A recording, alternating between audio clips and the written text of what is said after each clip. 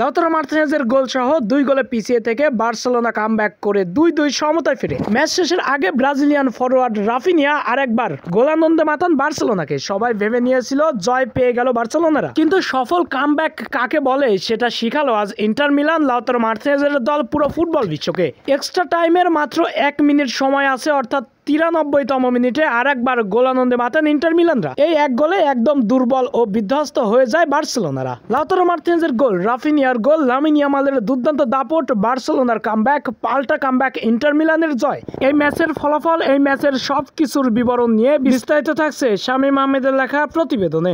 গত রাতে ইন্টার মিলানের ঘরের মাঠে আতিথ্য দিয়েছে বার্সেলোনাকে উয়েফা চ্যাম্পিয়ন্স লিগের সেমিফাইনালের দ্বিতীয় লিগের ম্যাচে। প্রথম লিগের 3-3 সমতা নিয়ে ম্যাচ শেষে আজ রাতে মাঠে নেমেছে আবারও এই দুই দল। দুই চিরপ্রতিদ্বন্দ্বী দলের বিপক্ষে হাড্ডাহাড্ডি লড়াই হয়ে থাকলেও জয়ের দেখা পেয়েছে ইন্টার। বল ক্রসিং, গোলবারের শট, টার্গেট সব দিক দিয়ে এগিয়ে থাকলেও বার্সেলোনারা জয় ছিনিয়ে নিতে পারেনি প্রতিপক্ষের ঘরের মাঠ থেকে।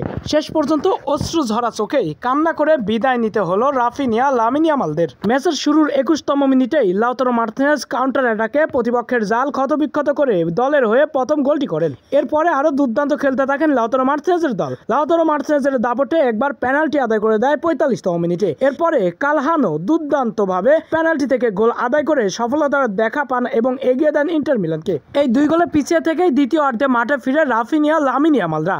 এরপরে আরো দুর্দান্ত খেলতে থাকেন বার্সেলোনা, আধিপত্যের কোনো কমতি ছিল না। এরপরে গার্সিয়া দুর্দান্তভাবে 54তম মিনিটে গোলের ব্যবধান কমান। এই গোল দেওয়ার পরেও শান্ত নয় বার্সেলোনারা, কারণ আরো 1 গোলে পিছিয়ে রয়েছেন তারা। এরপরে ওলমো দুর্দান্তভাবে 60তম মিনিটে আরেকবার গোলানন্দে মাতিয়ে সমতা ফেরান বার্সেলোনাকে। এরপরে এই 2-2 গোলের সমতা নিয়ে ম্যাচ খেলে 86তম মিনিট পর্যন্ত। এরপরে ব্রাজিলিয়ান ফরোয়ার্ড রাফিনিয়া 87তম মিনিটে একবার ইন্টারের জাল ক্ষতবিক্ষত করে ইন্টার মিলানকে একদম বিধ্বস্ত করে ফেলেন। এরপরে সবাই ভেবে নিয়েছিল জয়ের দেখা পেল ইন্টার মিলান, কিন্তু ফুটবল বিশ্বের এর থেকেও আরো বড় কামব্যাক দেখার বাকি রয়েছেন, কারণ ইন্টার মিলান 93তম মিনিটে আরেকবার গোলানন্দে মাতেন। দলকে শেষ মুহূর্তে এই সমতায় ফেরানো গোলটি করেন আশেরবি। মূলত এই গোলে একদম দুর্বল বনে যায় বার্সেলোনারা, কিন্তু আধিপত্য দেখাতে থাকেন তখনও। ম্যাচটি গড়ায় 120 মিনিটের খেলা। 99তম মিনিটে আরেকবার গোলানন্দে মাতেন ইন্টার মিলান। এটাই ছিল বড় একটি কামব্যাক। এরপরে আর বার্সেলোনারা কোনো কিছুই করতে পারেনি। লামিন ইয়ামাল, রবার্ট লেভানডস্কিও মাঠে নেমেছিল, কিন্তু রাফিনিয়ার দাপটেও কিছুই করতে পারেনি। শেষ পর্যন্ত হার নিয়ে কান্না করে বিদায় নিয়েছে উয়েফা চ্যাম্পিয়ন্স লিগের সেমিফাইনাল রাউন্ড থেকে। এবং লাউতারো মার্টিনেজের ইন্টার মিলানের জয়ের দেখা পেল এবং ফুটবল বিশ্বকে দেখালো একটি বড় কামব্যাক।